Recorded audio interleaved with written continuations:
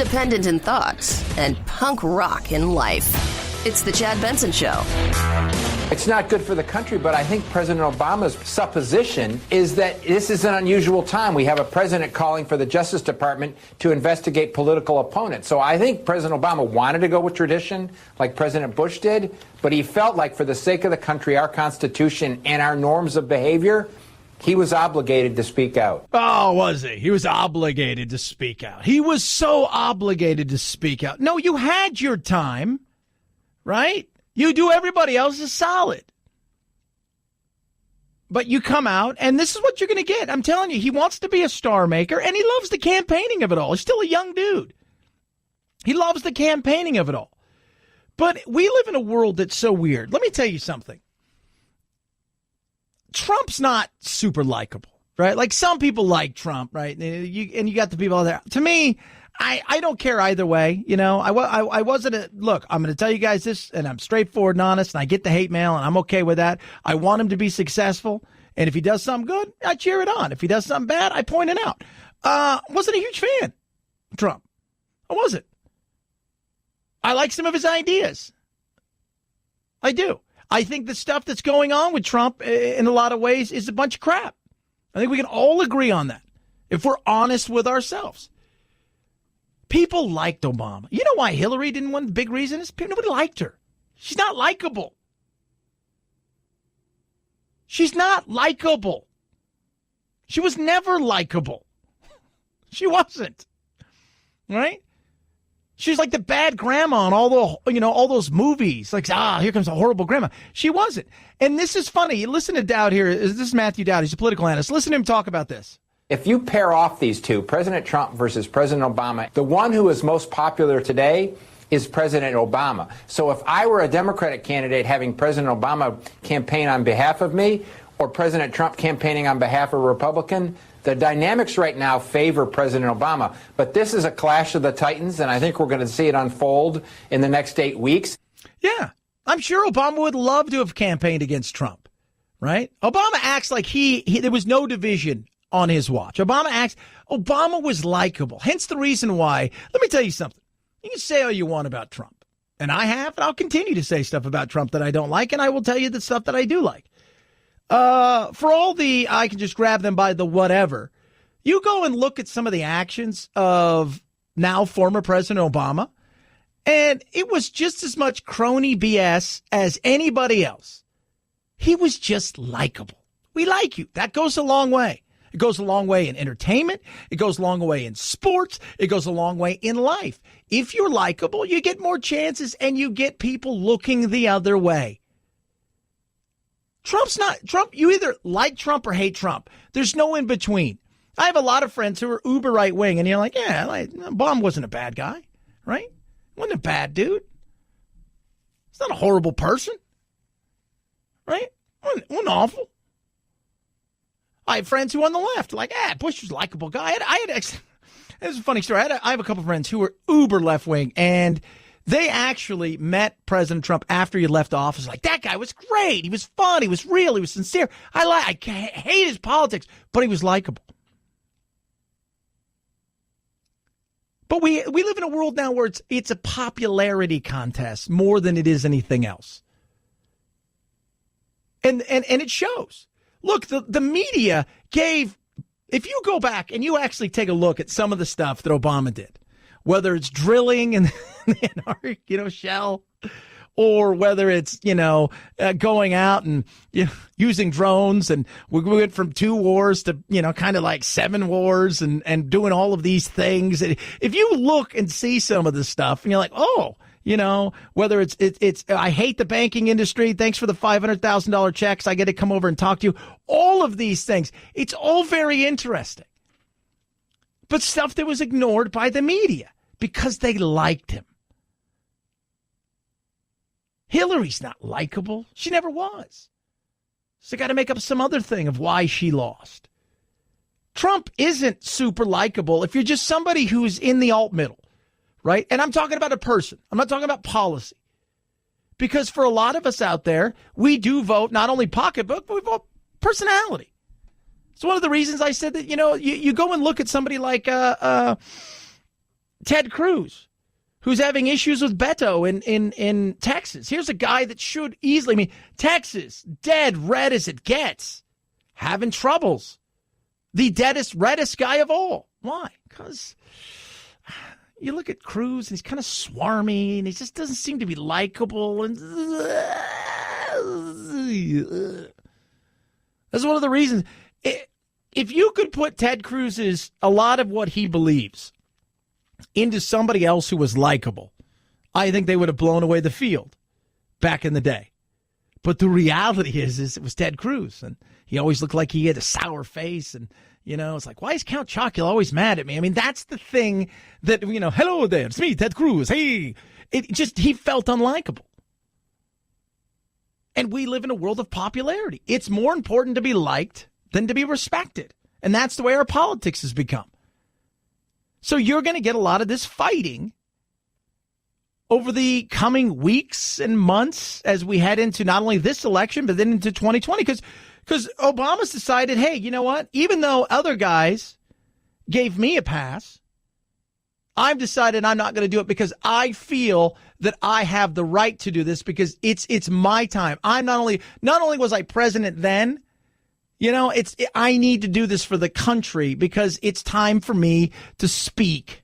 The American people in 2016 rejected the policy and direction of Barack Obama when they elected President Donald Trump. Yeah. Yeah. Kinda. They really rejected Hillary.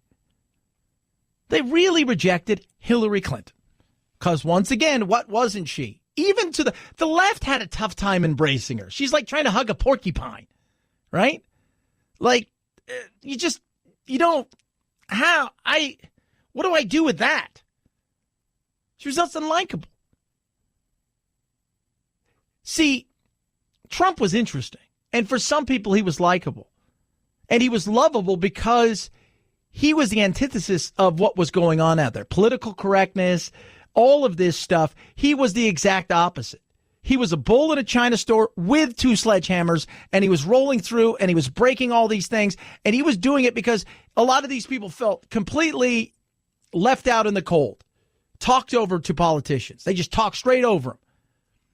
This is how you should live your life. And Trump came in and said, screw that. So he became likable to some. But overall, to a lot of people who voted for him, I have friends who voted for him and they love him. And I've had friends who voted for him, they can't stand who he is as a person. I get that. But we live in a likable era. And that's what people are. So are you likable? Look at the whole sex scandal stuff, right? And we'll talk about Moonves and all these things later. But look at all of this stuff in this day and age, right? What have I said about Louis C.K. compared to all these other guys? He's likable. He owned up to his BS, but in the end, he's funny, he's likable, and as soon as, we get some normalcy back in this world, he'll have a chance to come out. He's already done some comedy, but he'll emerge again because we didn't put him in the room. We told him to go in the corner. That's the room of shame. You can never come out of there. Louis, before you go in there, I want you to stand in the corner because you and I are going to have a talk. You can come back out. Why? Because he's likable. And that to me is huge because it is, and it's the same reason that, the media doesn't like Trump because he's everything they despise. And so they prey upon what? They prey upon all of the things that they think that they can get away with for him being unlikable. And they never ask the question, why is he likable in some areas? Because they no longer care about what the other side thinks. They're just playing to the echo chamber that is their readers, that is their followers, their listeners, all of those things. But likability is massive in this day and age. I like competence. And the one thing about Trump is he may be swarmy and he may be, at times he's obnoxious. He has trouble with the truth. There's a lot of those things, right, that he does. But at least I know who he is. I'd rather know who you are than think you're something and find out later you're something else. Because when you don't see that coming, that sucker punch, that's when it cost us. 323-538-2423 at Chad Benson Show is your Twitter. You can tweet at us. What do you think? Do you think Trump, some of you like Trump, but I mean, being honest, the likability thing. Again, I look at somebody like Obama and I see why people like him. Producer Phil, you and I have talked about this before. He gives a hell of a speech. He's great to listen to. Oh, absolutely. He is. Absolutely. He gives a hell of a speech. Like Reagan. Reagan gave a hell of a speech. Bush, nah. Clinton, hell of a speech. That's why they pay him all that money. Right? That's the fun stuff. You can sit there and likable. I met President Clinton. You know what he was? He was likable. Hell, man, I was likable. That's why the ladies love him. I mean, but you knew that. We all know that. Likable. Likable is vitally important nowadays because we live in a world of popularity more than actual doing it, common sense. We live in a world of popularity because it's a reality TV world. 323-538-2423 at Chad Benson Show is your Twitter. You can tweet at us. Love to hear from you. What do you think? Likability is important. Wouldn't you agree? And again, the more you're likable, the less people look. New York Times, Washington Post, what didn't they do? They didn't vet Obama. Not saying I still think he would have won, but the reality is they gave him a pass for a lot of things, and even things he did while in office kind of turned a blind eye. 323-538-2423 at Chad Benson Show is your Twitter. ChadBenson. It's the Chad Benson Show.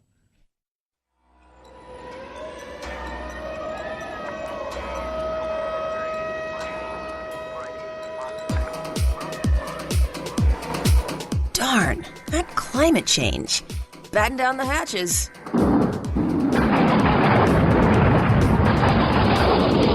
It's Topical Storm Chad, headed your way.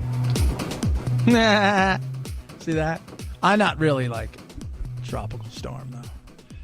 I'm more like a tornado of fun. What? It is going to get ugly. Now, Producer Phil, through the Mid-Atlantic, through you guys are supposed to have gnarly rain. Carolinas are supposed to potentially have this hurricane. Again, right now, it looks like it's going to hit there. How bad is it right now? It's not bad at all. It rained pretty much all weekend, though. Yeah, it was pretty gnarly. I was watching the Gulf, and it was raining all weekend there. They just finished the Gulf today in Philadelphia. They're expecting rains for the next few days. So it's not just the potential of the hurricane. And remember that the damages, the hurricane damage to Puerto Rico was hurricane damage. A lot of that other stuff, like in Houston, a lot of other places, it was the saturation, the rain, and the continual saturation of the ground and the continual rain that came with it, not the big winds and all of those kind of things. But the potential for this thing to get ugly, like any other massive storm, is real. People, we need to prepare. South Carolina Governor Henry McMaster ordering a mandatory evacuation of South Carolina's coastal population beginning Tuesday at noon. The order affects 8 counties along nearly 200 miles of coastline. About 1 million people, we think, will be leaving the coast trying to escape this big hurricane. State offices and schools will close in 26 counties, the schools to be used as emergency shelters. Florence became a Category 4 storm Monday with 130-mile-an-hour winds. So it's a Category 4, and now they're saying behind it could be Isaac. So we'll see what that's going to look like. Crazy, though, crazy. Be careful out there. And this is one of those things where, having grown up and living in California and spent some time as a child in the Midwest, but you know what's coming. That's the thing that's always amazed me. It's like you know what's coming. This is not like you're not going to wake up tomorrow morning and go, what? Where did, you know what's coming. So just use your head. And I know there's always those 1 or 2 people that are going to stick around because I've seen this 1,000 times and every time I move, nothing happens. So they'll stick around and that's on them. So just be prepared. That's as simple as you can say it to people, but many times they don't understand that, right? They're going to do what's best for them. They're going to wait till the final moment. 323-538-2423 at Chad Benson Show is your Twitter, ChadBenson. So every single day we like to give you stuff that makes you laugh, that makes you think, because it's what's the right thing for all of us to do. It's the least I can do to you to show you my gratitude for paying attention to this dog and pony show. We call this the Urban Word of the Day. It's time for the Urban Word of the Day, fam. What? Right now? Time to get a little more hip on the streets. I can't understand a word you're saying. Urban Word of the Day. So you ask people what kind of car they have, and they say, I've got Chevrolet legs. Why don't you take your Chevrolet legs up there and get me something to drink? Huh? What? Chevrolet legs, yeah. That's essentially saying that you don't have a car. Feet Raris, Chevrolet legs. You see where I'm going with this? Those are people who are rideless. Oh, I get it. The legs. Yes. Where are you going? I'm going to head on up there. I'm going to hop on my Chevrolet legs and go get something to eat. Oh, kids, you know who you are out there. Chevrolet legs, your urban word of the day. Thank you for saying that in dated urban slang so that I'll understand you. That there was the Urban Word of the Day. We damn stretched your cranium. 323-538-2423 at Chad Benson Show is your Twitter. So much stuff. We're going to dive into stuff today. We got a lot of stuff to get to and some other stuff that's happening out there. But I'm telling you guys, today we're going to talk about a popularity contest. I just want you guys to understand the words popularity. People are texting in, I don't like anybody I don't respect. Well, what's the respect thing? Right? I know a lot of people who I'm not fans of. I don't maybe respect them as whatever it is that they're doing as human beings, but I can respect the work they do. Sometimes I think too often than not, we equate popularity with competence, and that's not always true. Text the program 323-538-2423 at Chad Benson Show is your Twitter. Speaking of Twitter, you can check out the Twitter, but also check out ChadBensonShow.com, theChadShow.com, either or. And we've got amazing stuff on there. We've got free. Are you ready for this? Free podcast. What? Yeah, I know. Just a free podcast. You can take it, do whatever you want with it. You could refree it to somebody else, give it as an elephant gift, right? The white elephant gift. Do whatever you want to it. ChadBensonShow.com. Instagram as well. 'Tis the Chad Benson Show.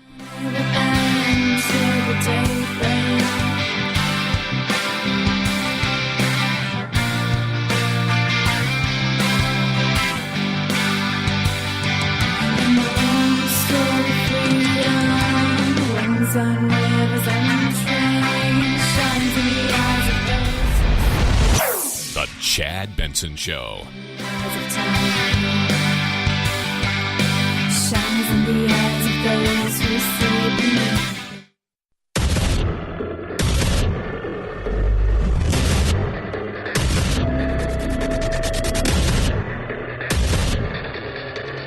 Independent in thoughts and punk rock in life. It's the Chad Benson Show. It's frankly, I think, sad and pathetic that a gutless, anonymous source could receive so much attention from the media. Was it you? Was it you, Sarah? Any truth to lie detectors being used in the White House? Sarah, any truth to lie? Yes, Sarah, Chad Benson from the Chad Benson Examiner. Any truth that lie detectors are being used on White House staffers?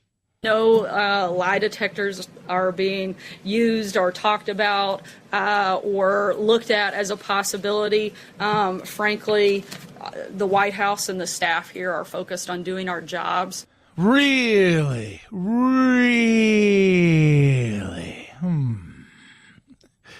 I've heard all kinds of the White House. You guys hear lie detectors? Like, come on, good God! This is the, you could check some out. I posted on Facebook and all the other social media things out there that you got to be a part of nowadays. I posted this thing about to me, I find this to be very interesting. The media, the spin thing with what's going on with Serena Williams, and can anybody even tell me who won? No. Nobody cares. Hey, congratulations, but you're not the story. The story is her because of what happened and the referee and the whole 9 yards, and you're crying because you beat her, and then we'll get to that. But it's the whole spin thing, right? Like the way the media spins this stuff is tremendous. And I was laughing because there was some on Twitter from like CBS, the fact, right? Like the truth and lies of what Trump tweeted about the economy this weekend. And they called his boast rhetoric, the rhetoric of the president. What, that the economy's doing well? Name a president that doesn't brag about something. My God, we got a guy who's not even in the White House anymore that used to be president going out bragging about the economy's his. I love it. I just love the difference in the media coverage of Trump and everybody else. Not saying that he doesn't deserve some blowback from a lot of the stuff that he, once again, he pushes the envelope. He says things. He has a loose relationship at times with truth. And I'm not saying he doesn't deserve some of it. But the reality is the way that things are followed up upon and what the media focuses on and what the media doesn't talk about makes me laugh. It does. So when President Trump is out there saying something about the look how great the economy is, blah, blah, blah, whatever he's saying, it's rhetoric and lies. But when Obama did it, it was just truth, and it was great to follow up on. That to me, that's how disingenuous they are in this whole situation, this entire process. And I will tell you over and over, I'm not going to sugarcoat it for all the Trump lovers out there. I'm not a huge fan of Trump. As president, I've given him a B. Some things I give him an A, some things I give him an F.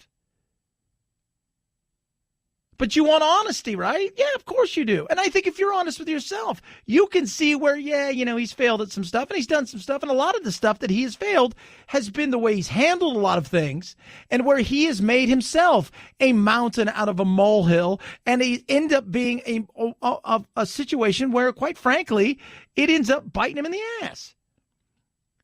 But I can be honest and say, I look at the way that they cover the White House. I look at the way that they freak out over everything. I look at the way that they go and just this insanity over and over again about this, that, and the other, and the craziness of it all. And oh my goodness me, let's just talk about how this is the worst thing in the history of the world. When you take those two, the essay and the Bob Woodward book together, it paints the picture of a resistance inside the Trump administrations by people he's appointed to office, people who believe that he's incurious, dishonest, dangerous, and that they have to take extraordinary measures to try to stop him. We've never really seen anything like that before. Never. It's never, ever in the history of mankind. It's just, you step back and you say, this is the insanity of it. If he says something, it's rhetoric, and we fact check every single thing. We parse every word he said, every line. We go through it like with a fine-tooth comb. We look for every single thing so we can fact check it against something or the other. When another politician with a D by their name says something, unless there is an absolute outcry by the collective craziness of the left, we don't get any of that. We're not going to fact check because we're pulling for them, coach. We want them to do well, coach. We're your fans, coach. We're not going to second guess you, media. Come on. That's insane. 323-538-2423 at Chad Benson Show is your Twitter. So Les Moonves is out at CBS. Longtime CBS chairman and CEO Leslie Moonves was forced to resign last night. The announcement came hours after reports of at least 7 new sexual misconduct and assault allegations against Moonves. 13 women now accuse him of harassment or abuse. That's a lot. Like 13 is a lot. Like if you're somebody like Les Moonves who's been in the industry for 50 years. And as I think a lot of people are nowadays, you got to expect after being in there that somebody's going to have some sort of accusation. But when you get to the point where you've passed 3, 4, 5 in a 50-year and we're up to 13 and they're coming out of the woodwork. 6 more women coming forward speaking as part of a just published New Yorker article, some claiming Moonves forced them to perform oral sex on him, that he exposed himself to them without their consent, and that he used physical violence and intimidation against them. Yeah, that's, you're in trouble. And here's the thing. I understand why women get pissed and why all of us should be pissed. He's walking away with some dollar bills, yo. It's not like he's walking away with nothing, right? It's not. And this is the sad thing. And this is why when people say, oh, my God, it's an old boys network, you know what? In an old boys club for a long time it was. And when you hear this. A source knowledgeable about the negotiations of the departure tells CBS News Moonves was offered a separation package of $80 million in stock. That's nice. I'll take that. I'll take that. Now, CBS is trying to do all they can to try to at least look like, hey, we've got to do something to say that we don't hate women. The CBS board says $20 million, originally part of Moonves' severance package, will be donated to one or more organizations that support the Me Too movement. Any severance payments to be made to Moonves will depend upon the results of an independent investigation and a board evaluation. It's nuts. It's nuts. But I understand. Like, I get it. If you're a woman and you hear this, and I think for a lot of people out there, it's like, oh, my God, it's so disgusting that he's getting money to walk away. He's getting almost $100 million to leave based on the fact that he's had more than a few issues with women. Now, how factual are all these? I don't know. Are all of them telling the truth? I don't know. Are there some people potentially in this for a money grab? It's possible. But can you understand the frustration of some people? We're paying you, who did something bad allegedly, to leave. And we're going to do a solid to the hashtag #MeToo. Where do you even send money, Producer Phil, to the hashtag? Is there a hashtag like P.O. Box? Anybody? Does anybody know? Hashtag, I don't know. I could get it, though. I mean, look, I see the frustration of why people are pissed off at something like this. You're paying somebody $100 million to go away. And he has actually acknowledged a few of these issues. In a statement to The New Yorker, Moonves acknowledged 3 of the 6 encounters, but says they were consensual.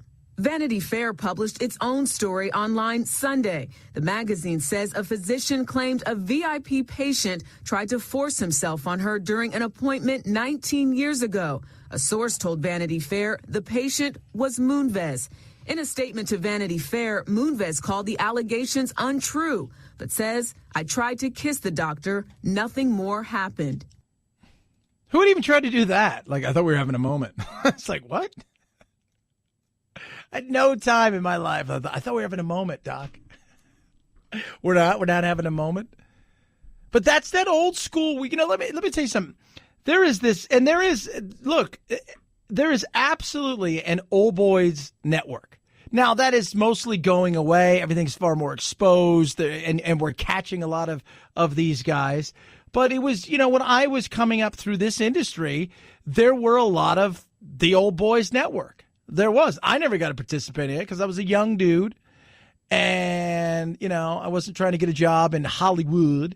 But even take away the old boys network for sexual misconduct and stuff, there was a way that they used to treat people. I mean, you can ask, and Producer Phil knows this, and anybody who's worked in this industry for enough time knows that there are people out here in this business who used to be so awful, and it was sad. It was sad, and that is, for all intents and purposes, that is kind of long gone away, and they didn't change their ways. Many of them just died. But $100 million essentially to go away. That's a nice parachute. It was going to be bigger than that. They negotiate. I think every time somebody came out with something, it went ding, ding, ding. Look, say what you want about Roseanne, right? Say all the things you want. She tweeted something. This is the frustration, right? She tweeted something that she said she didn't know she was black, and the left wing social justice warriors flipped out, and of course she gave up her show with her name on it. The characters that she developed and nurtured for nothing. for not a penny. She walked away from the show for a tweet that, albeit was horrible, and I don't think she's a racist or anything, but it was something that was stupid. He allegedly tried to shtup every woman that wandered in there, went full London fog flashing to other women, and he's getting $100 million minus $20 million that's going to go to the Me Too movement. So he's going to get $80 million to walk away. I'd be frustrated. 323-538-2423. At Chad Benson Show is your Twitter. You can tweet at us. Car Shield, us amazing. It's amazing. It is.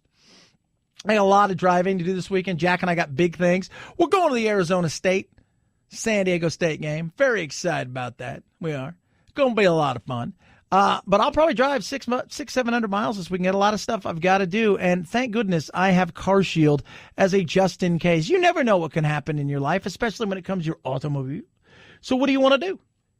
Do you want to continue and hope and pray that something doesn't go wrong and then you take it in and you're like, oh, what do I do then? Or do you want to get extended vehicle protection from Car Shield and not have to worry anymore of the what ifs? Covered repairs have never been so easy. Car Shield allows you to choose the mechanic of your choice. They allow you to do that. So that's amazing. So you can take it back to the dealership if you want. That's pretty cool. They're not telling you got to take it here. No, they say, who do you want to take it to? They give you 24/7 roadside assistance and a rental car for free while your car is being fixed. Do what I did. Save yourself thousands of future car repairs. Get covered by Car Shield. Extended vehicle protection. It's amazing. Call 800-CAR-6100. Mention code Benson and visit carshield.com. Use code Benson to save 10%. That's carshield.com. Code Benson saves you 10%. Deductible may apply. It's the Chad Benson Show.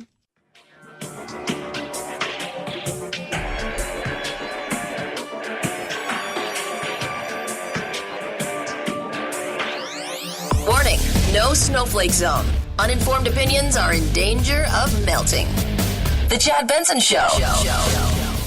Here to investigate the death of a nun. It's a big box office debut for The Nun. The latest entry in the Conjuring horror film series knocked Crazy Rich Asians out of the #1 spot with a franchise record $53.5 million. The second largest September domestic opening ever. It scored another $77.5 million overseas for a total take of $131 million. The Jennifer Garner revenge action thriller Peppermint opened in third as expected, but with a better than expected $13.2 million. Yeah, nice movie, huh? Like I always tell everybody, because people always say, why would they make a movie? It's my mom. She's always, why would they make a movie like The Nun? Why would they do something like that? Because that's what I think my mom sounds like in my head. She probably sounds like that to you guys too. And I'm like, Mom, it's simple, because they make money. It costs $22 million to make. Usually you double whatever the cost was for your marketing budget, right? And it's odd because most of these marketing companies are owned by the companies themselves. Just another way to have pass-through income, and they share it amongst themselves. So let's just say $50 million total budget. It's made $130 million worldwide. It'll go on to make $400 or $500 million. You're going to get anywhere between 6, 7, 8 times your money. That's why they make it. They've got built-in audiences, and when you got a built-in audience, it's a win. It is. And this is the time of year you release this. Predator's coming out this weekend. Probably costs $40, $50 million to make. Shane Black's directed. It's got some, stars in it. Olivia Munn's in it, a few other people like that. Guess what? It's going to do worldwide $250, $300 million probably. That's why they make these movies. That's why. You can make all the art house movies you want, but I always tell everybody, those art house movies are paid for by these movies. And I'm still pissed that the Academy Awards has said, we're not going to have any of these popular movie things. It's not right. This is our art craft. This is our craft. Yeah. That's the way I feel. Yeah. This is our craft. This is our craft. We're about acting. Oh my! Still, I know actors. You ever known an actor, Phil? A real actor? No. Yeah, there. You're not missing much. It's not look. People say it is so amazing. It's like, dude, it's make believe. It's make believe. I'm a method actor. Daniel Day-Lewis. You must call me President Lincoln.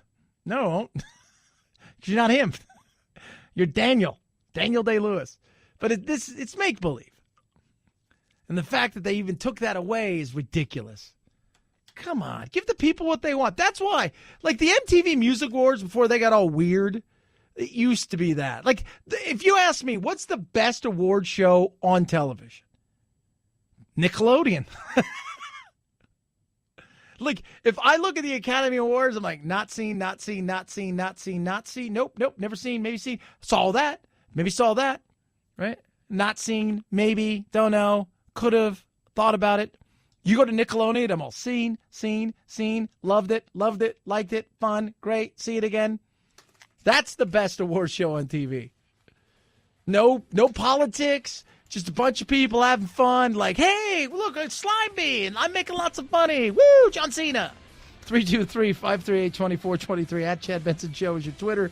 Tweet at me. Love hearing from you. You can text the program as all. It is the text line, people. I try to tell you that. So when you call 323-538-2423, it's actually the text line. And you wonder why we don't call. Well, we told you it's the text line. I know that's weird, but it is. Chad Benson Show.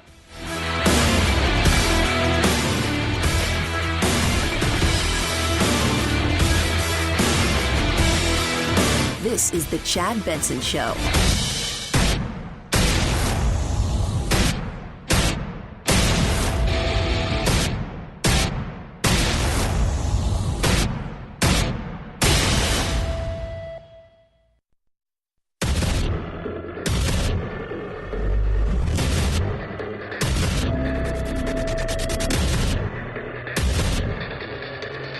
Independent in thoughts and punk rock in life. It's the Chad Benson Show.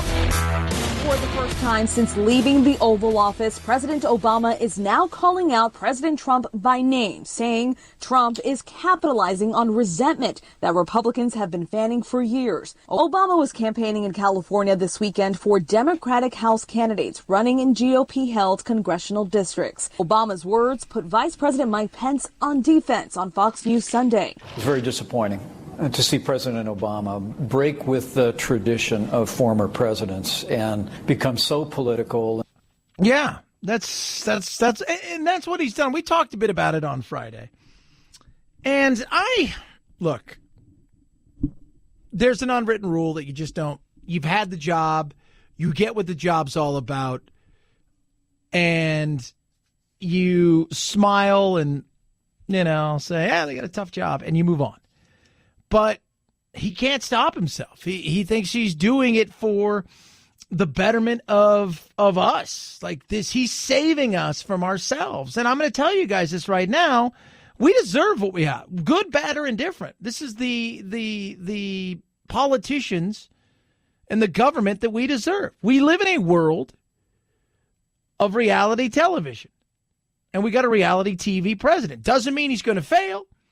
Doesn't mean there isn't going to be some really good times, and it doesn't mean there couldn't potentially be some issues that have nothing to do with the manufacturing of this, or there's a controversy over here, or we're going to do this. And I mean, it's hilarious.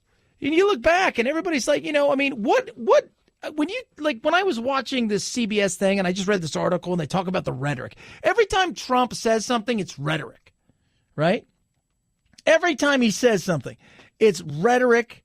And every time somebody like Trump would say something, Obama would say it wasn't rhetoric. Why is it rhetoric from one side and not the other? That to me is very interesting. Well, it's because that's the way the media is going to spin it, right? Because they liked him. And we live in a world of likability. If you are liked, you can get away with a lot of stuff, right? They will look the other way. They will not press issues that need to be pressed. They won't ask you a question of why did you let Shell drill in the Arctic twice?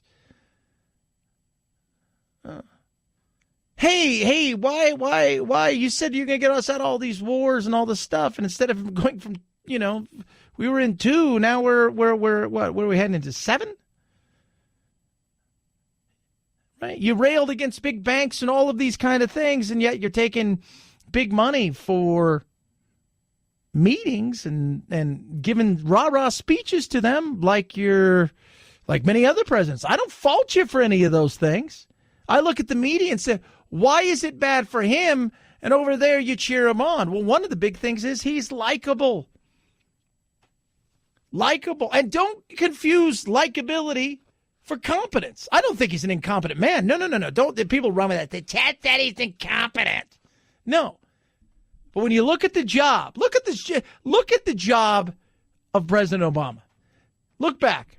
He has one big victory, which is Obamacare. And out of that, it's been nothing but a disaster for a lot of people. Not everybody, but a lot of people. But he's likable. And likable goes a long way. It does. And now politics is more about likability than anything else. And look at Ted Cruz. Ted Cruz just isn't likable. I'm sorry. I'm sure there's people out there who live for Ted Cruz. Ted Cruz is a great man. He's blah, blah. He's not likable. I can tell you this right now. He probably wasn't likable as a kid. He probably wasn't. He probably wasn't super likable as a kid. So Obama's coming out. Two things. Obama loves to campaign, right? And he wants to be a star maker. He wants to be a star maker. And how is he going to keep a lot of the stuff that he's done? Well, he's got to get people elected. Because if he can get people elected, they can potentially go in there and stamp down on the evil that is Trump and the things that he's trying to do. It's not good for the country, but I think President Obama's supposition is that this is an unusual time. We have a president calling for the Justice Department to investigate political opponents. So I think President Obama wanted to go with tradition like President Bush did, but he felt like for the sake of the country, our Constitution, and our norms of behavior, he was obligated to speak out. Why was he obligated? I got to do this. I don't really want to do this. No. And now you're setting a precedent. And this is what we have. I don't want that. But this is what we're getting now. But understand something. We have a world now where it's all about popularity for a lot of people. Likability. Not competence. I'm not saying he's incompetent as a human being. I never had anything against President Obama personally. I thought he was a good guy. I think he tried. I think he grew up in a world of politics. Like a lot of people gravitate, to that political world on the left, and they love it and they soak it and they eat it up. And that's never been me, right? I'm a independent libertarian, whatever you want to call me. I've just never been in that world where he was at, and he plays the political game as good as anybody, and he was part of the system as much as anybody, and the media overlooked it because they loved him. They fell in love. The media didn't even fall in like with him. They fell in love. Likeable dude. I look at Trump. Not a fan of him personally. Don't know the guy. Don't care to. I never have politicians on. You want to know why? Because when you start to like them, what can't you do? It's tough to criticize people you like, especially if you have a relationship with them. I want to give it to you straight. But I can look through the BS when it comes to the media, and there's a plenty of that out there. But the media loved him, and the public liked him. Trump, the media loves to hate him. Can't stand anything about him. He's got some hardcore people that follow him. But we're still motoring along here as a nation. We still are. Is he likable? That's for you to decide. Maybe he is, maybe he isn't. Is he lovable? Again, that's for you to decide. But when it comes to the popularity side of things, the media always loved Barack Obama, and they always will. The funny thing is, for all of this stuff, right? For all of this, who should they love? Because I tell you what, the media's made a killing with Trump, a killing they didn't make with Obama. If you pair off these two, President Trump versus President Obama, the one who is most popular today is President Obama. So if I were a Democratic candidate having President Obama campaign on behalf of me, or President Trump campaigning on behalf of a Republican, the dynamics right now favor President Obama. But this is a clash of the titans, and I think we're going to see it unfold in the next 8 weeks. Clash of the Titans. Roar, Clash of the Titans. Release the Kraken. Who do you think the Kraken would be? Would it be Hillary? She's kind of the Kraken. So if Hillary's the Kraken, if you guys ever saw the Clash of the Titans, would that make... So then means Trump has to go find Medusa, because that's how they stopped the Kraken in the first Sweet movie. Oh, God. It's just... it's the likability thing, and that's the thing that frustrates me, because I think in this day and age, we confuse likability with competency. You're competent to do the job. You're going to bring us results. I'm not a fan of the fact that he's out there doing this, and that Trump and him are fighting, and somehow he's, the media's fawning over him if he's doing the United, like he had to step in and be the bigger person here. Oh, God, I had to step in. I didn't want to have to step in, but I have to step in and take control here because nobody else will do it. Such a bunch of BS and crap. It really is. But likability is vitally important. It is. It's the thing I said about Hillary. Hillary didn't get elected for a lot of reasons, but the number one thing for me on the top was she wasn't likable. She couldn't relate. She wasn't likable. It was like you owed her something. She's a woman. You owed her your vote. She was going to break boundaries in the ceiling. You owed her the vote. She was coming through the glass ceiling. You owed her the vote. You owed her something. And all the while, she looked down upon you. And she was flabbergasted that anybody would ask questions about a server that she kept in a bathroom in Denver or wherever. I can't believe anybody would ask that. Or question her about Benghazi or Libya or Uranium One or any of these things. I can't even believe that anybody would ever ask any kind of question like that. How dare you? Don't you know who I am? If there's anybody in the world that I think would use the "don't you know who I am," she would be at the top of the list. She would be. And I'll tell you this, if she had an R by her name and she was running, the media would love to destroy her, because I had friends who were still in the media and they couldn't stand her, but the narrative needed to be painted a certain way when it came to the D and the R. 323-538-2423. At Chad Benson Show is your Twitter. You could tweet at us. Love hearing from you. So, your bathroom. You go in there and you open up your medicine cabinet and you're like, okay, I'm going to shave and do all this stuff. And you look and you're like, God. You got an old razor, right? And you're like, I got to get new razors and got to get to that. So I'm not going to shave today. And your hair stuff's running out. You've got like 4 different kinds and it's just a mess. Now, picture this. You go into your bathroom, you open up the medicine cabinet. What do you have? Dollar Shave, Dollar Shave, Dollar Shave, Dollar Shave, Dollar Shave. Go into your shower, Dollar Shave, Dollar Shave. Do you see where we're going with this? They have everything you need to look, smell, and feel amazing. Razors, the best in the business. Check, check, check. Hair care products, you name it, man. They got all kinds of stuff. How about Boogie Specific Pomade? Oh, yeah. They got hair. They got that clay for sculpting your hair. They got everything. Body wash, plenty of it. Shampoo, conditioner, toothpaste, toothbrush, you name it. They've got it. So what are you doing right now? I don't know, Chad. You're gonna go to the internet, the interwebs, and you're going to order. Because on top of all of those things, they're going to bring it to you, so you have to go anywhere. Boom, sign me up. I just want to start small, Chad. I get it. Start with their daily essential starter set. It's $5, free shipping. After that, everything ships at normal price. But I'm telling you, you can't go wrong. Top shelf ingredients. Not going to break your budget. DollarShaveClub.com/Chad. DollarShaveClub.com/Chad. DollarShaveClub.com/Chad. At Chad Benson Show is your Twitter. ChadBenson. It's the Chad Benson Show.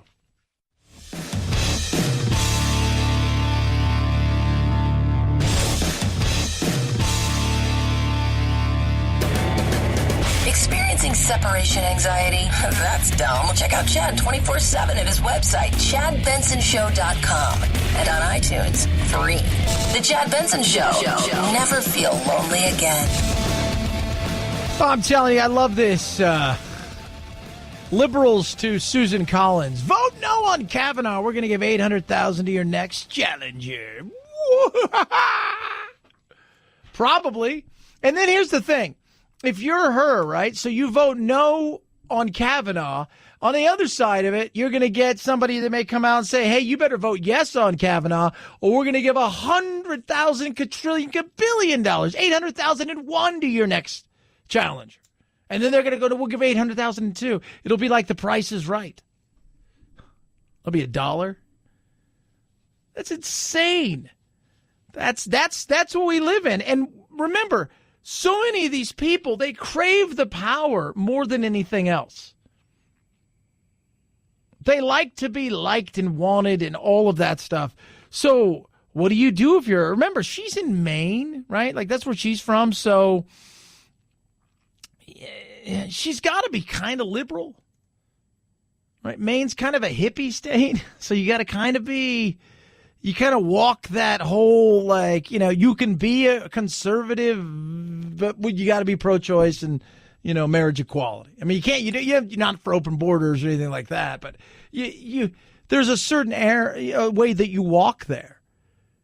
But that's what we live in right now. I mean, I've seen some of the insanity that I have seen about Kavanaugh and where we're headed and how we're going to be in a situation where literally the Constitution, the minute he is sworn in, is going to be burnt, and and I just sit back and I say, how do you even want to sit down and have a real conversation with somebody about the potentials of the what ifs if the what ifs in their mind is already made out to be this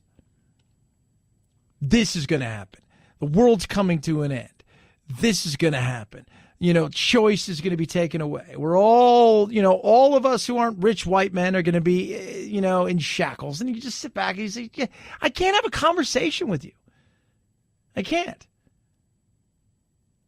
But they said they want to have him confirmed by the 1st, so we shall see if that happens. 323-538-2423 at Chad Benson Show is your Twitter. Earlier we were talking about Les Moonves, who's getting his $80 million parachute to leave CBS for being awful. And I was talking about the fact that, and people tweet in and go, I never really thought of it like that. Like Roseanne Barr, for what she did was, in this day and age, you should know better. Secondly, it was stupid.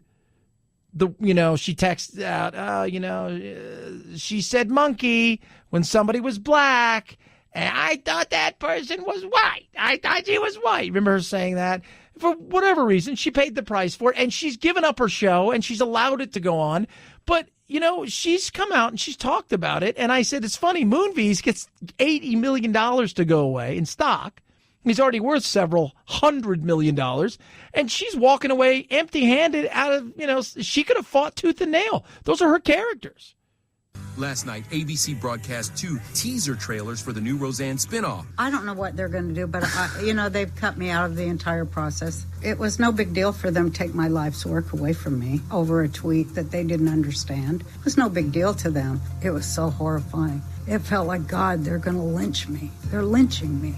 And I still feel like I've been lynched. But whatever, I'm still going to dance. They can do whatever they want. The devil can have his due and whatever he needs to do. Yeah, I don't know about the devil can ever do, but if you think about the entire situation, she walked away with nothing. It was her life's work. She's not broke. She's worth almost $100 million, but that show was her life's work. And to allow them to continue to do the show, she's bouncing. This guy does allegedly some horrible things to some people, and he's going to get $80 million to go away. I could see how some people would be pissed about that. Come on, ladies, rise up. Well, it's hard because she said something bad, and It's the Chad Benson Show.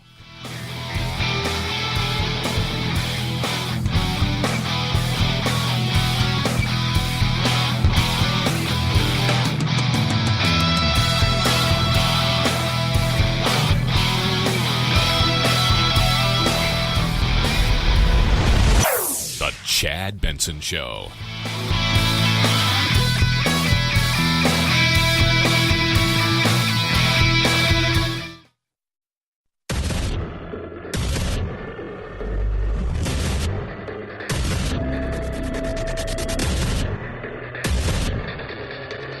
Independent in thought and punk rock in life. It's the Chad Benson Show. It It was the explosive battle on the biggest stage in tennis that no one saw coming. You owe me an apology. I have never cheated in my life. Serena Williams fined for going head-to-head with the chair ump. You need to make an announcement that I didn't get coaching. It started when the ump issued a warning when Serena's coach made illegal hand signals. The tennis superstar seething. It's not, I don't cheat to win. I'd rather lose. Yeah, and if you don't know who won, her name wasn't Serena Williams. Naomi Osaka, who, by the way, was devastated that she won because Serena is her idol. But this went from being a situation of an umpire, much like referees in the NBA and other sports, became a part of the spectacle rather than just participating in it. And all of a sudden, it was sexism, it was racism, it was misogyny, it was all kinds of things. And I was telling somebody, you know who I feel sorry for? And they're like, who? I said, no, Naomi Osaka. And they're like, who? And I said, the woman that actually won, who, by the way, I'm going to say this, and this may upset some people out there, because look, Serena's a hell of a player, right? But she didn't win this one. The young 20-year-old Japanese girl was better on the day. Serena at her best when she's in, full Serena mode. No, nobody's going to touch her. Nobody in the history would have ever touched her.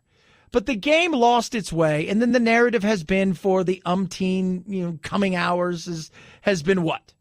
Sexism, racism, how if a man did this. Look, there are men out there who have done absolutely awful, awful things, and McEnroe was one of them.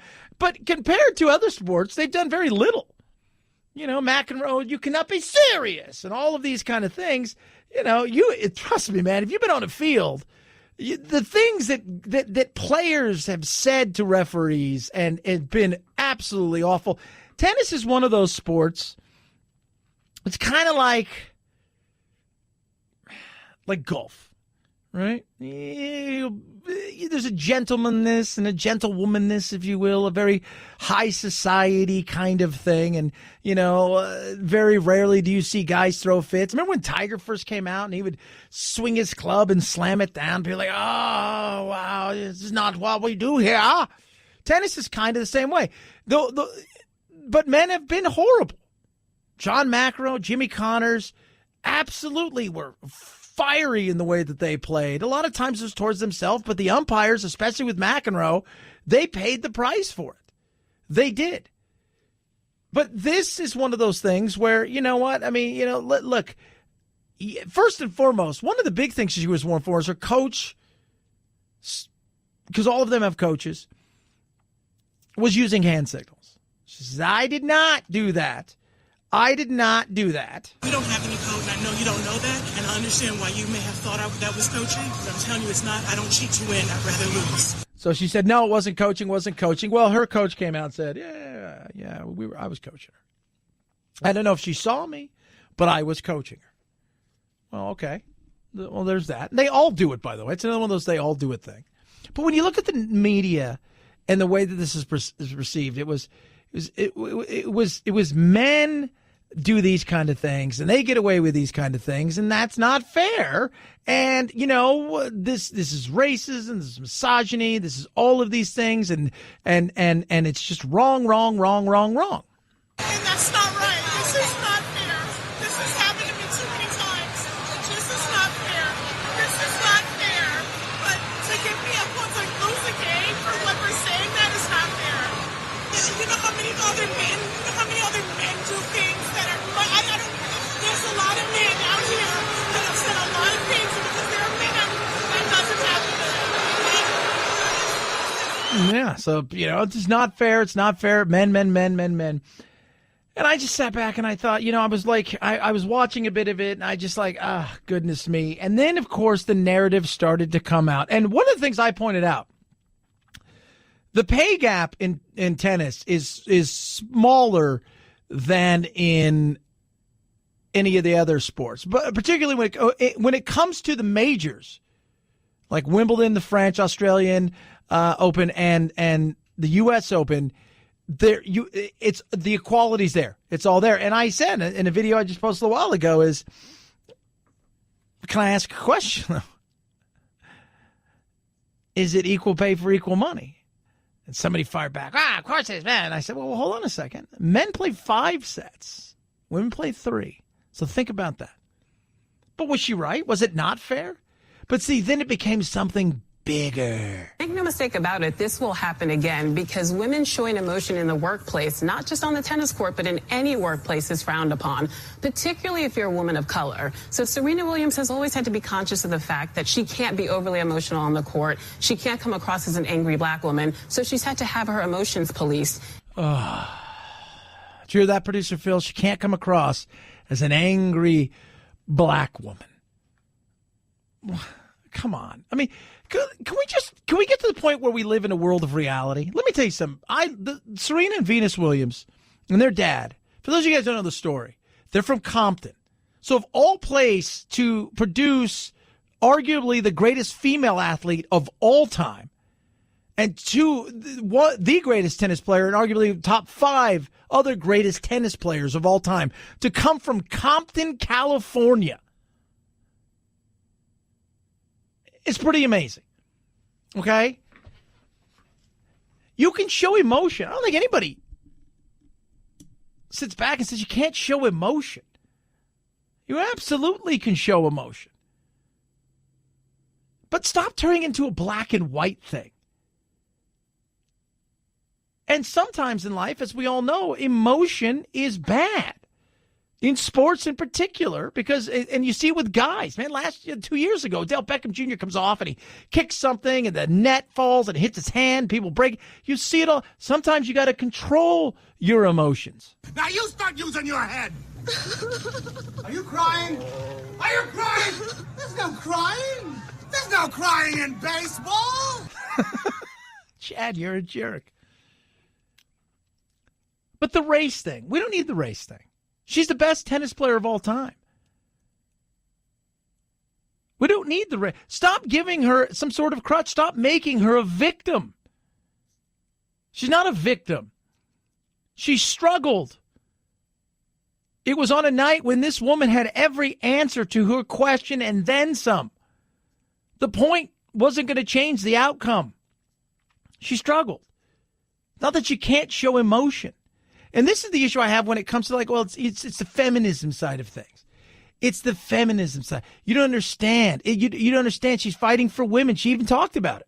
For me, it blows my mind. But I'm going to continue to fight for women and to fight for us to have equal. Like, Courtney should be able to take her shirt off without getting a fine. Like, this is outrageous. Yeah, she should be able to. And I just feel like the fact that I have to go through this is just an example for the next person that has emotions and that want to express themselves and they want to be a strong woman and they're going to be allowed to do that because of today. Maybe it didn't work out for me, but it's going to work out for the next person.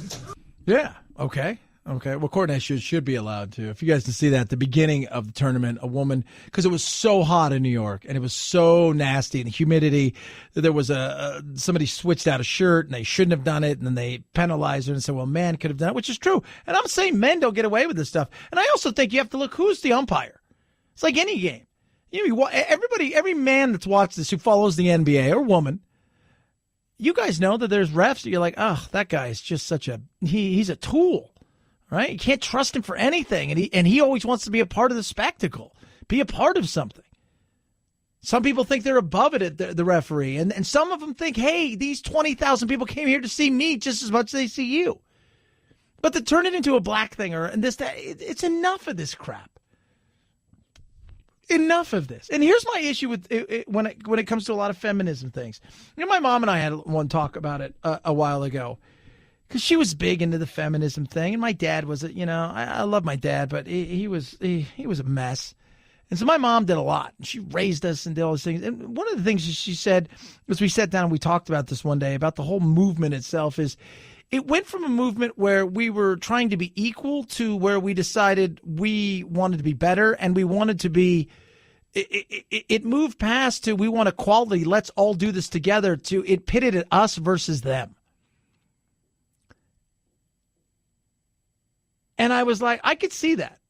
I could see that. And that's the way I sometimes feel when I hear stuff like this. You're making a narrative out of a person who's a hell of an athlete, who had an off night, who was pissed. She broke a racket, right? Which, by the way, male tennis players, you break your racket, it doesn't matter, you're going to get in trouble for that. Who was pissed off and who was angry and maybe had a right to be, maybe not. Again, and an umpire that maybe was an a-hole and thought that everybody came to see him. But we turned it into, well, women can't be upset in the workplace, and women are treated unfairly, and men get to do this. And that's when I sit back and say, stop making it us versus them, because it's not. And it's not a race thing. By the way, the woman who won, she's Japanese. It's not a race thing. Oh, she was an angry black woman. That's what this, and that's why everybody's afraid. Like no, it was stupid. And I bet if she sits back and I think she felt really sorry too, because of a situation where she felt like she stole this girl's thunder. I mean, the girl won, and you would have thought she lost. But when it comes to sexism and these kind of things and racism and any of the isms out there, the problem is we're starting to turn on each other and we're making it us versus them. And the feminist movement has done it for years. They've done it for years where they wanted to make it us versus them. And that's not a recipe for success. It's not. 323-538-2423 at Chad Benson Show is your Twitter. I love that cut. If you did a Tom Hanks cut from League of Their Own. Are you crying? Are you crying? There's no crying in baseball. I watched a game this weekend. I couldn't remember what it was. I think it was a college game. And dude dropped the punt, which effectively ended the game. The other team recovered the ball. And he had tears in his eyes. He was emotional. You can't show emotion. You can show emotion. You can. Athletes show emotion all the time. Why is it when somebody shows emotion, we have to go, it's racism, it's sexism, it's this, if they get penalized for that? This is the frustration I think a lot of us have out there.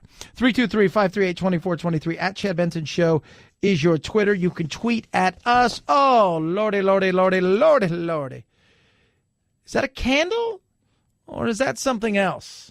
Say what? Chad Benson Show.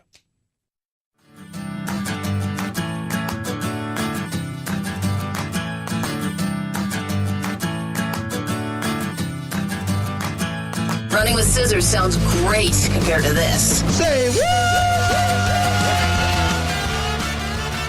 Forget the perks like foosball, on-site cafeterias, even medical care. The number one must-have for American workers when it comes to office extras? Natural light and views of the outside world. Yep, that's right. Turns out the majority of workers surveyed in the Future Workplace Study say they need good old-fashioned sunshine to brighten their mood, promote engagement, and productivity. The glare from computers has the opposite effect. 73% agree the longer they use their gadgets, the more they long to take a walk or glance outside. But they don't. It is amazing. I will say, I am very fortunate. Got my own studio, so I've got sunlight, and I see out there, and I don't know how people do it. I don't know how people work in veal crates. I give it to them. I see people every single day coming into the building here, and I know they hate their job. They look miserable. Fridays, they look like, oh, God, Friday's here. It's the weekend. And Mondays, they look so miserable. I've often wondered, how do people do that? Because for a lot of people, maybe it's temporary. Like, look, I'm doing other things. This is something temporary. But for a lot of people, it's not. It's just so miserable. And just like, oh, if only could I have. They sound like prisoners. You ever watch any of those movies like, okay, I'll help you out. I'll solve the crime for you, but I want a window. That's all I want is a window. Please, just give me a window. If you could give me a window, that'd be great. Just window, please. That's so sad. 323-538-2423 at Chad Benson Show is your Twitter. Some people are texting in saying, well, Serena acted like a little baby. Athletes act like babies. The emotion in games is real. right? It's all emotional. And remember, it happens in a situation where it is a split second that something takes place, no matter what it is. And you react to it. And then whatever the umpire, the referee, whatever they're doing, you get to the point where they're like, it's a struggle because you're reacting to them arguing, but you see it in baseball. My God, you can't argue balls and strikes. How many times have you seen a guy thrown out of the game because he's argued a strike? I think that was a ball. Well, you're out of here. What she did, I think he played a huge part in it, and I think she did too. She played her part. But what's happened is people rallied around her and said you were wronged, and it was racism, and it was sexism, any kind of isms. No, he was a jerk, and what you did, I mean, he made it bigger than it should have been, but you played your part as well. And it had nothing to do with isms. It didn't. 323-538-2423 at Chad Benson Show is your Twitter. You can tweet at us. So think about this for a second. It's dark outside and you need light. When a Bridgeport, Connecticut family returned home on Thursday night, their power had been cut by a thunderstorm. The mom remembered there was a box in the basement with what she thought were candles. Bridgeport Fire Chief Richard Thode. They brought them upstairs. She lit one, went to move it, and it exploded. It wasn't a candle. It was actually a quarter stick of dynamite, an M1000 firework left by the home's previous residents. We don't know if it was the previous owner or maybe even the owner before that. You know, it was just some old dusty thing stuck in a corner. The 30-year-old mother of two suffered serious injuries to her face and hands, including the potential loss of multiple fingers. Yeah, that'll do some nasty. This was what's his name? Jean-Paul, whatever. Pierre-Paul, the football player, a couple years ago. Because every year we get it right 4th of July, somebody blows their hand off. And yeah, that is nasty. And now my thought when I first heard this was because you chuckle, you're like, say what? But then in this litigious society that we live in, the first thing that came to my mind is somebody's getting sued, right? Like somebody's getting sued because whether it was, and now the previous owner or the owner before that are going to argue, whose was that?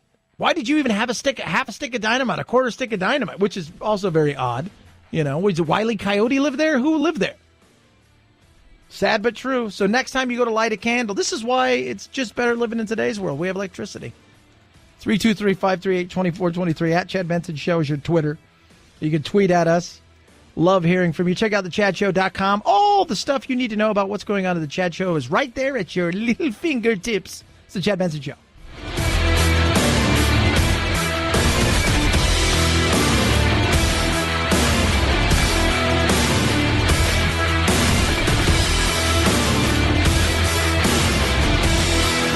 This is the Chad Benson Show.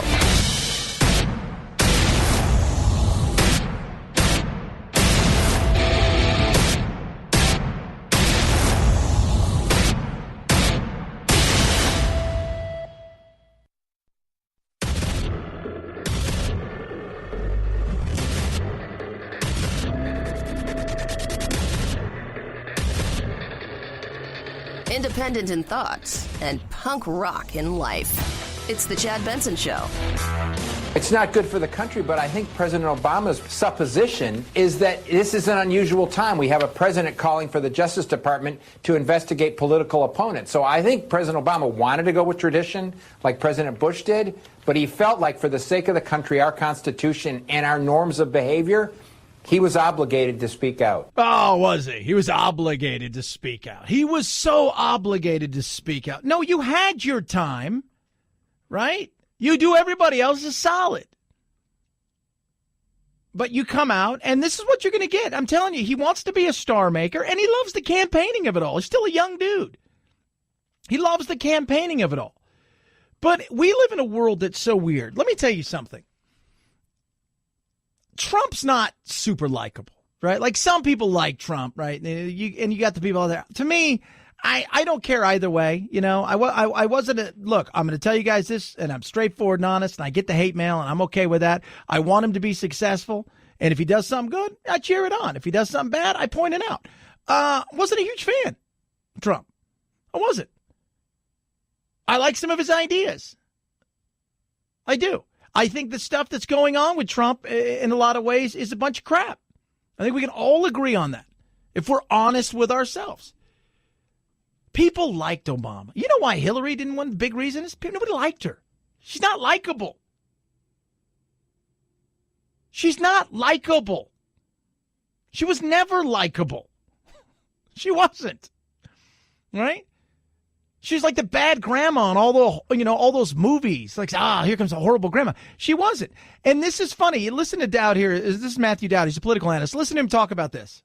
If you pair off these two, President Trump versus President Obama, the one who is most popular today is President Obama. So if I were a Democratic candidate having President Obama campaign on behalf of me or President Trump campaigning on behalf of a Republican, the dynamics right now favor President Obama. But this is a clash of the titans, and I think we're going to see it unfold in the next 8 weeks.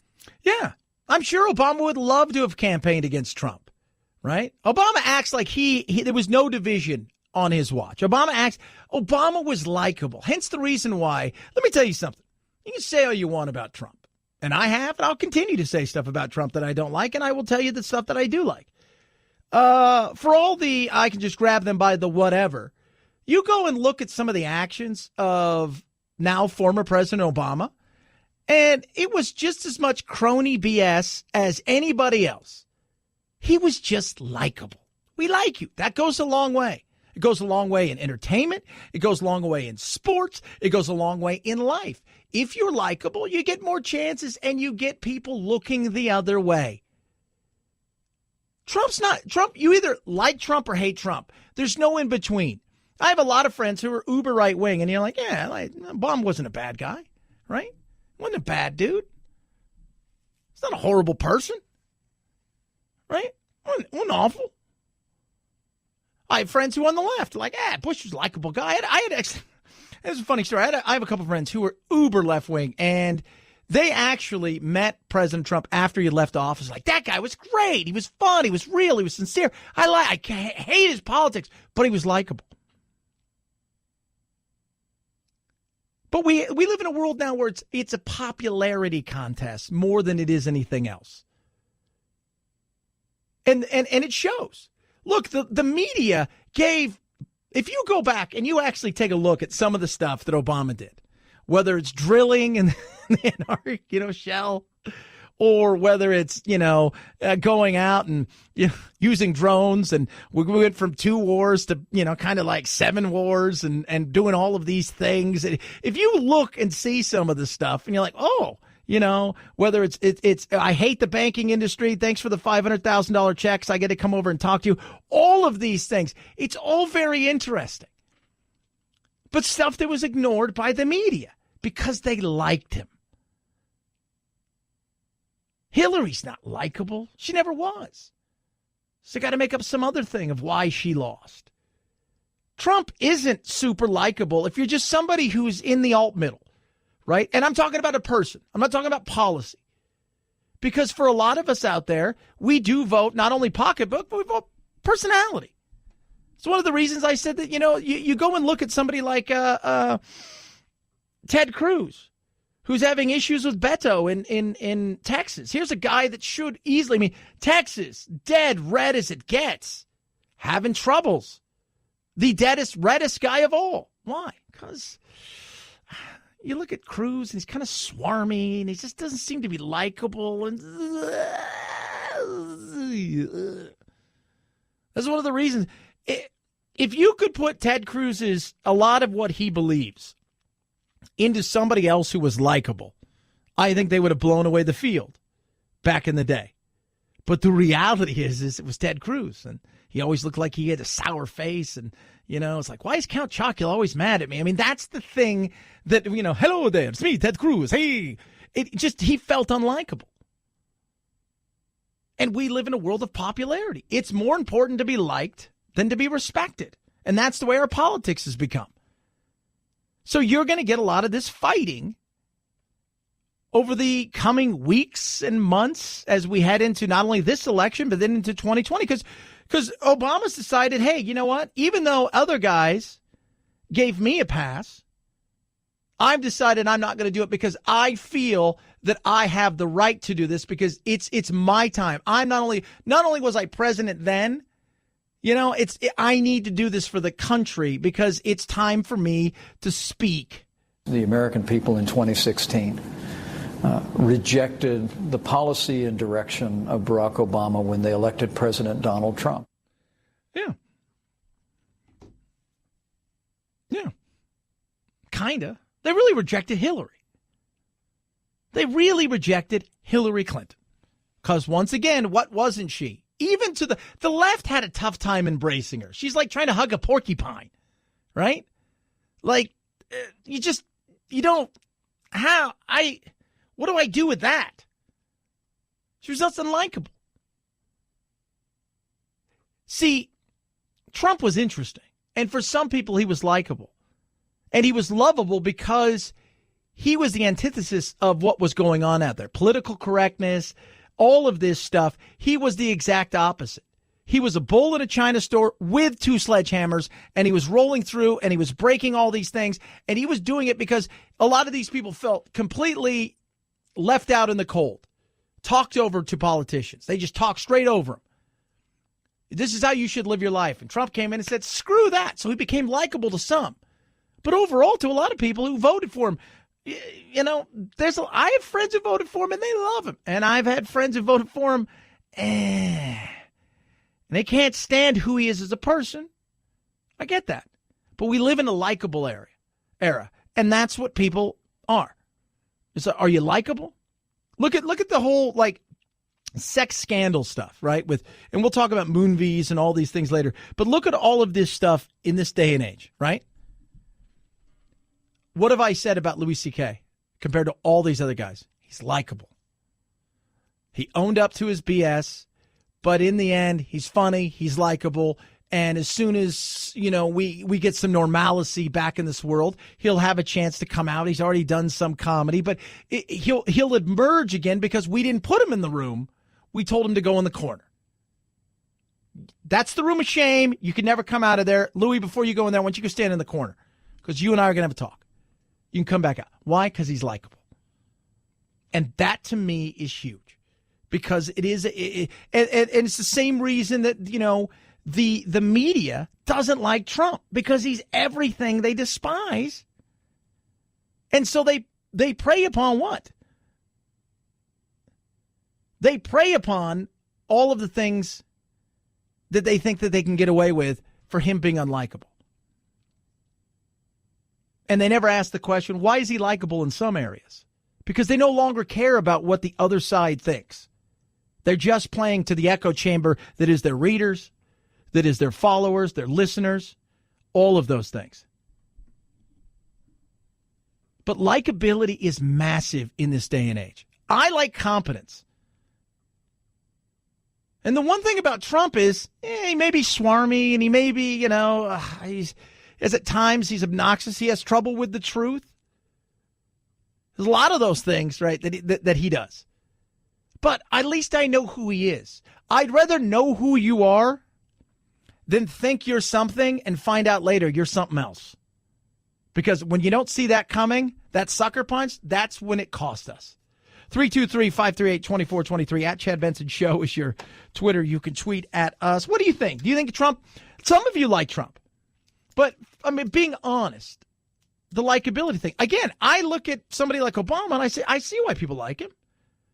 Producer Phil, you and I have talked about this before. He gives a hell of a speech. He's great to listen to. Oh, absolutely. He is. Absolutely. He gives a hell of a speech. Like Reagan. Reagan gave a hell of a speech. Bush, nah. Clinton, hell of a speech. That's why they pay him all that money. Right? That's the fun stuff. You can sit there, likable. I met President Clinton. You know what he was? He was likable. Hell, man, I was likable. That's why the ladies love him. But you knew that. We all know that. Likable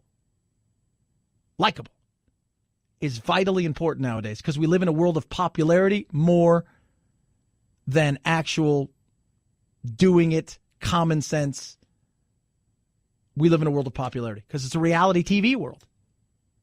323-538-2423. At Chad Benson Show is your Twitter. You can tweet at us. Love to hear from you. What do you think? Likability is important? Wouldn't you agree? And again, the more you're likable, the less people look. New York Times, Washington Post, what didn't they do? They didn't vet Obama. Not saying I still think he would have won, but the reality is they gave him a pass for a lot of things, and even things he did while in office kind of turned a blind eye. 323-538-2423 at Chad Benson Show is your Twitter. Hey, if you're over 50, all right? So you're over the age of 50. Don't worry, you have to raise your hand or anything. But I want to ask you something. Why haven't you signed up for AMAC yet? AMAC, Association of Mature American Citizens. Why? It's free. Free 1-year membership. You don't have to give them their credit card information. Free. It's free. Free. Let me tell you what you're going to get. First, they're going to advocate on your behalf on amazing things like common sense immigration reform, stuff like that, Social Security reform. But on top of that, you're going to get benefits too numerous to mention, but here's some. 40% off movie tickets. How about supplemental dental plans, savings up to 60%, 40% off SeaWorld, Legoland, Six Flags, Disneyland, Disney World. You get it. Discounts on hotel bookings, rental cars, just name a few. Retail restaurant discounts. Oh, yeah, plenty of them. And it's free. It doesn't cost you a penny. No cost, no tricks, no credit card required. All you have to do is go to amac.us/Chad. That's amac.us/Chad. Or you can even call them on the cellular phone, 888-355-1668. 888-355-1668. It's free. Try it. You're going to love it. You're absolutely going to love it. The benefits are so amazing. Join today. amac.us/Chad. At Chad Benson Show is your Twitter. ChadBenson. It's the Chad Benson Show.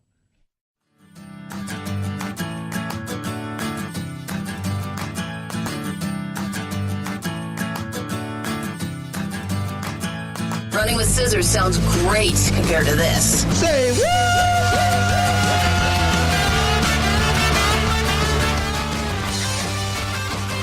I don't know if you guys have heard this and you've been following the story, but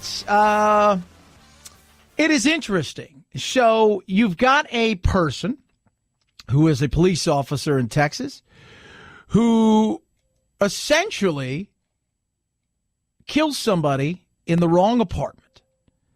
And now there are manslaughter charges, and this entire thing is very interesting. There's 1,000 different ways this thing could potentially go. The manslaughter charge was filed by the Texas Rangers, not the Dallas police, and District Attorney Faith Johnson says that's how it should be. I think it's always better for someone outside to investigate you as opposed to you investigating yourself. Her office is continuing its own investigation and will present what it learns to a grand jury. That body ultimately will decide what charges Officer Amber Geiger will face in the shooting death of Balthon John. And, okay, first of all, white officer, black gentleman, wrong apartment. How can this happen? You know, I was telling producer Phil, last week amongst my many travels, I stayed at a lot of hotels and I tried to get into the wrong room. I did. I didn't know that. I don't drink. I don't do drugs. I wasn't, inebriated or anything like that. I had my hands full. I had my bag and, I was just walking and I was it's not working. I was like, oh, goodness, wrong room. It can happen. Think about this. You walk into an area, right? Like where a lot of apartments look the exact same.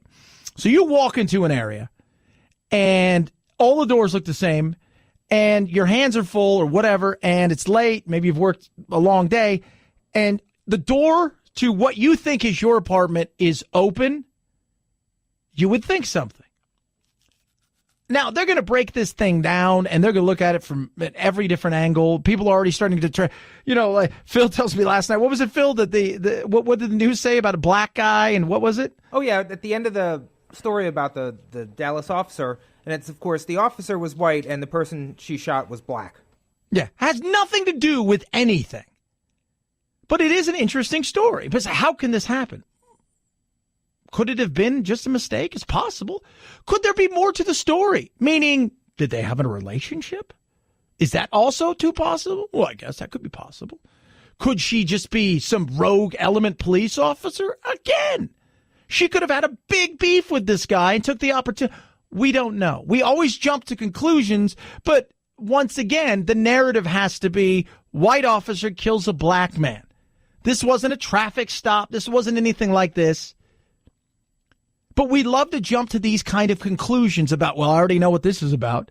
This is a rogue element in the Dallas police force, of somebody who woke up and said, I'm going to take this day to get that black neighbor of mine and shoot them. Slow your roll. Slow your roll. Measure twice, cut once. It is an interesting thing. And it can happen where you walk into the wrong apartment. Phil told me a story earlier today where he went to the wrong floor of the wrong apartment, thought it was his. Why? Because sometimes it all looks the same, right? It does. But the narrative isn't going to be painted any other way than black and white kills black, and that's it. And that's sad because, first of all, somebody lost their son. Another human being lost their life. Somebody took that life. Who knows what's going through everybody's minds right now? But nobody cares about that because the entertainment side of it, let's paint this to be a certain way. 323-538-2423. At Chad Benson Show is your Twitter. Serena, right or wrong? Chad Benson Show.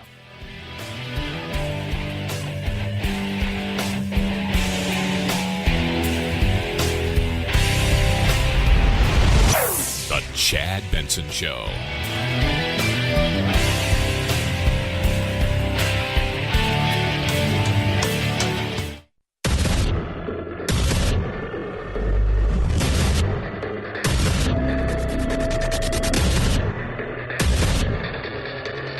Independent in thoughts and punk rock in life. It's the Chad Benson Show.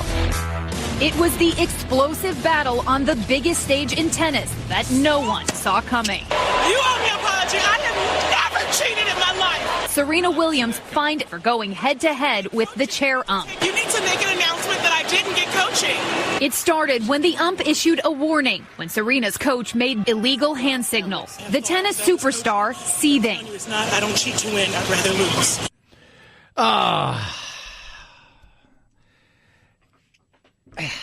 Sexism, racism, all kinds of isms going on here. So Serena Williams lost in the final at the U.S. Open, right? So she lost. She was accused of cheating. She got penalized for, supposedly having her coach cheat. Now, she says, I don't cheat. And her coach did come out and say, yeah, I was coaching. Now, whether or not she saw it, I don't know. But it caused, once again, a huge controversy. And the sad thing is the girl that won, I don't know if you saw any of it. The girl that won, that beat her, Serena's her idol. She was crying on the court because she beat her idol. And take away the point or whatever that she ended up getting, penalized in the warnings. The other girl was going to win the game. Right? Serena's still coming back from all of this stuff. She's still, the most dominant tennis player in the history of the game. It was, it was a hell of a match. And I watched some of it, and it went sideways, and she was pissed. And again, her coach said, yeah, you know what, I was, but I don't know if she saw it. And all these coaches do this. Hand signals, hey, when I do this, you do. All of these coaches do it. I don't know why they don't allow coaches. I mean, it's tennis, for God's sakes. I find it bizarre they don't allow coaches to do this, but it is what it is. We don't have any code, and I know you don't know that, and I understand why you may have thought that was coaching, but I'm telling you it's not. I don't cheat to win. I'd rather lose. Right? I don't cheat to win. I'd rather lose. My issue is, and this is, she said that, men do all kinds of things like this. And that's not right. This is not fair. This has happened to me too many times. This is not fair. This is not fair. But to give me a point to lose a game for what we're saying, that is not fair. You know how many other men do things that are, there's a lot of men out here that have said a lot of things because they're men. That doesn't happen. There's a lot of men that say a lot of other things, and it's true. I mean, John McEnroe was the king of this stuff. He was. He absolutely was. He really, really was. He was nuts all the time. It's crazy what he used to say and do. It really is. Listen to this. This is McEnroe from Wimbledon days. The ball came up all over the It was a bit of a spread, Mr. McEnroe. That was a good call. Excuse me? That was a bit of a spread. Look, you can't be serious, man. You cannot be serious! I remember that as a kid. You cannot be serious! Here's my issue. Both sides were wrong here. What the umpire did, to me, he put himself in the game. Too often than not, in the day and age that we live in, is too many referees in sports, they feel they're part of the spectacle that's going on. They feel they're a part of something. You are, and you're a part of it, and you're the part that should be seen, very rarely heard from. And you put yourself in a position where you were part of it. We weren't talking about this woman winning her first Grand Slam. Now we're talking about sexism and racism and all kinds of stuff. To me, it's ridiculous. And then you get people coming out and this causes a bigger thing. And this should have been a celebration of a woman who played a hell of a tournament, who beat her idol. And take away all the craziness. She was upset she won the game. She was upset she won. She was upset she beat her idol. And instead we're talking about this. Make no mistake about it, this will happen again because women showing emotion in the workplace, not just on the tennis court, but in any workplace is frowned upon, particularly if you're a woman of color. So Serena Williams has always had to be conscious of the fact that she can't be overly emotional on the court. She can't come across as an angry black woman. So she's had to have her emotions policed. She was pissed. She was angry. She broke her racket, right? I see men get in trouble for that. This entire tournament had some issues. They penalized a woman earlier for a uniform violation. I mean, there was some issues in this tournament. The angry black woman thing. No, let me tell you something. She's the most dominant tennis player of all time when it comes to the women's side. She has crushed so many fields that she has played in against women, including her sister. This wasn't about being an angry black woman or this is about equality. This was about poor umpiring and the way that they handled something. And the way that this person made himself something. Now, at times, she screamed and yelled. She had her part to play in this, and it wasn't right. And I'm not saying that men do get away with a lot. Men do. Absolutely, men get away with stuff on fields and places where they probably shouldn't get away with certain things. And it's ridiculous. But too often than not, too, we look up and we see referees. And I played in games where referees believed that they were a huge part of the game. That the people that showed up, that paid the money, they were a part of the spectacle as well. They were the ones that they were here to see. And that's not true. Absolutely not true. When you look at Carlos or the umpire in this particular situation, it's a judgment call to give that last penalty because she called him a thief. They've been called a lot worse. Yeah. Well, and in fairness, calling somebody a blankety blank, while maybe awful and in the heat of the moment, when you say a thief for a ref or an umpire, they may say to yourself, well, wait a minute here. Do you think I'm working for her? Do you think I'm getting paid? Now you've called now you're looking at me and you're questioning whether or not I'm doing everything above board. Both sides had a part to play, but just like the narrative we were talking about with the white officer kills a black man, has nothing to do with that, but it becomes that. This has become a sexism, racism thing, and in a lot of ways it wasn't. She had a piss poor attitude. I don't cheat. I don't get coached on the court. What I believe he needed to do before that third violation was say, listen, Serena, you're going too far here. I hear you. You're making good points. Nobody's accusing you of cheating, but your coach coached. Yeah, and he said so afterwards. He said so. But understand that this became once again the narrative side of things, which was, black woman having to fight for pay. By the way, in all of the majors, it's all equal pay. I got into an argument online. Well, it should be equal pay. I go, do you think it should be equal pay? Absolutely should be equal pay. Why do you think it should be equal pay? Because they're doing the same thing. No, they're not. Men play 5 sets, women play 3. Oh, they do? Yeah. If we look at the ratings, and they pointed out. But again, I'm not here to discuss any of that, but that's what it's become. It's become a sexist, racist thing. And because she's a woman, she can't show emotions in sports. And I go back to that movie, A League of Their Own. Do you remember that part where Tom Hanks says, no crying in baseball? You crying? There's no crying in baseball. No, she was pissed. She was angry. I think she was frustrated too.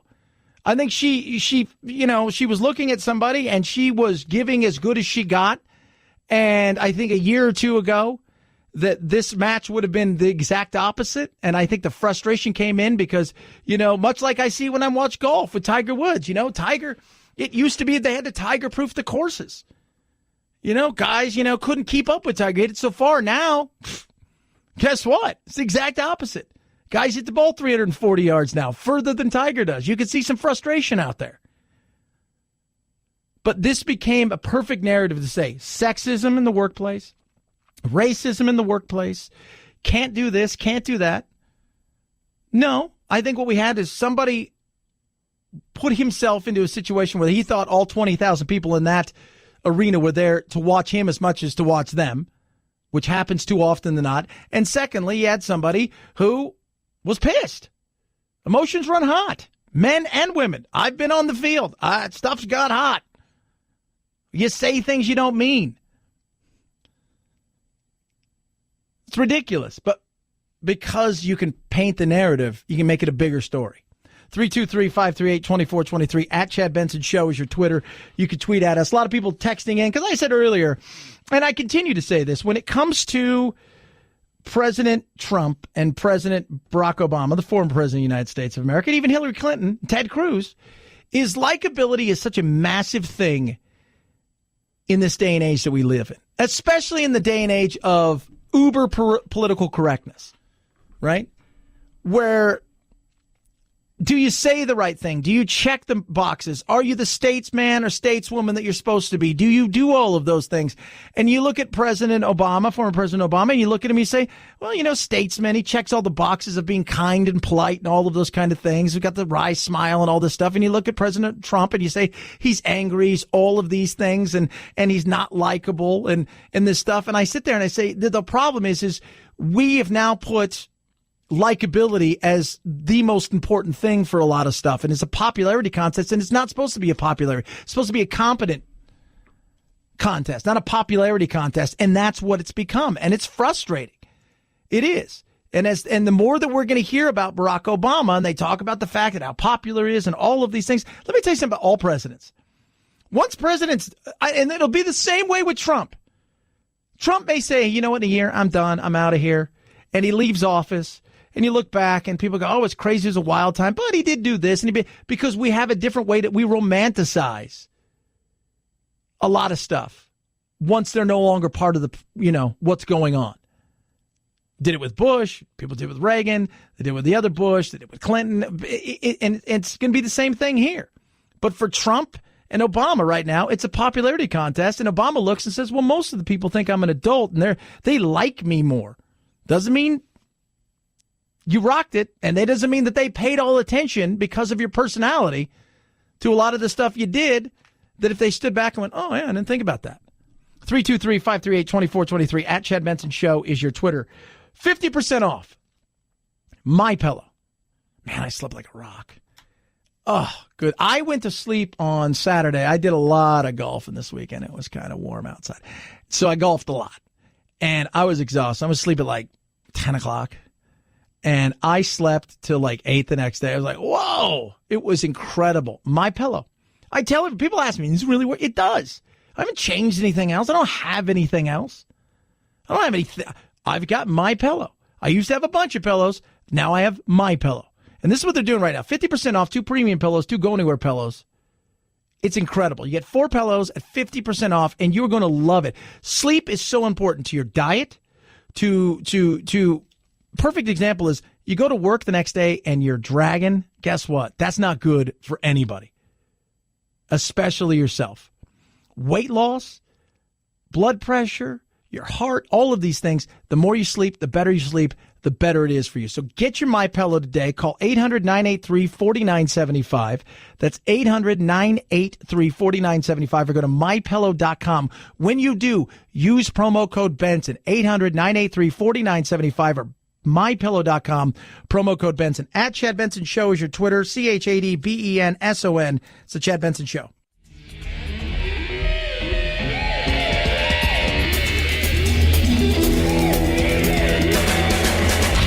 You go, boy. This isn't about right or left. This is just about right and wrong. Right you are, Chad. The Chad Benson Show.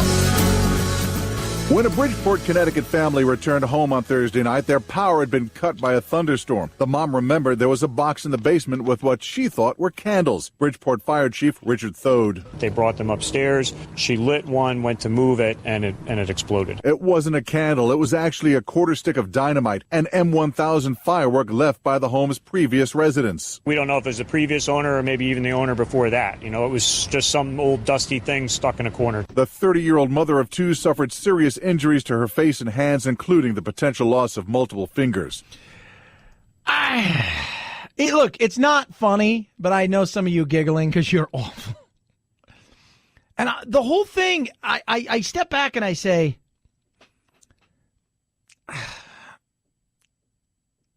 how did you, I mean, it feels very Wile E. Coyote, right? Like it's half a stick of dynamite, quarter stick of dynamite. And it's awful that it happened. And my first question is like, okay, like I know what a candle is. I think we all do. Did it not look? It's weird, like, right? And how did you have dynamite in the house and not know there was dynamite in the house? That's odd. Like that's crazy, and it's horrible. It's absolutely horrible, horrible to think about. You know, power's out, and now, you know, we live in a litigious society. So if it was the people before who left it there, you ask yourself the question, is a lawsuit coming?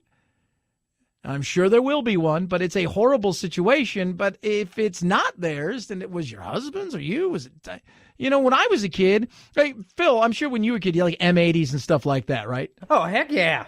Yeah. I never once did I ever come close to going, hey, I think that's a candle. Like never once did I think that was a candle. But it's an awful situation, horrible situation. 323-538-2423 at Chad Benson Show is your Twitter. You can tweet at us. A lot of you are texting in again. And as we've talked about this throughout the day is the popularity world that we live in. And I think we forget that likability has so much power. It has power in the way that we view people at the beginning. It has power in the way we view people in the middle of something, meaning even if you've done something wrong, even if you've screwed up, even if you've done something on purpose, your likability will give you the opportunity to weather a storm where other people may not have done anything wrong, but they're so unlikable that we just kind of turn and go, I can't stand the guy. I can't stand the lady. But this person's done something wrong, but they're likable. So we give them a pass. And that's where we are with the likes of President Trump and President Obama. I think we look at the world that we live in now, and we look at President Trump, and people out there just don't like him for whatever reason, right? I don't like him personally, but I don't want him to fail as president. I want a lot of what he does, I think, is decent.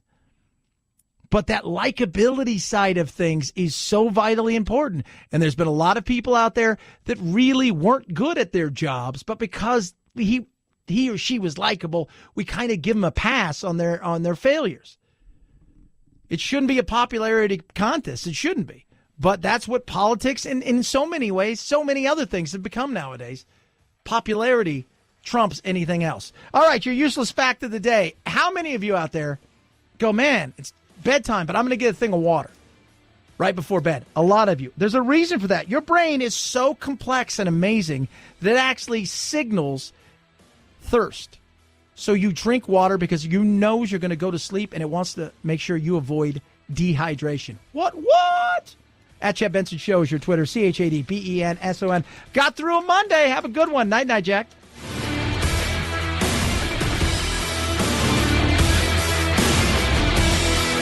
This is the Chad Benson Show.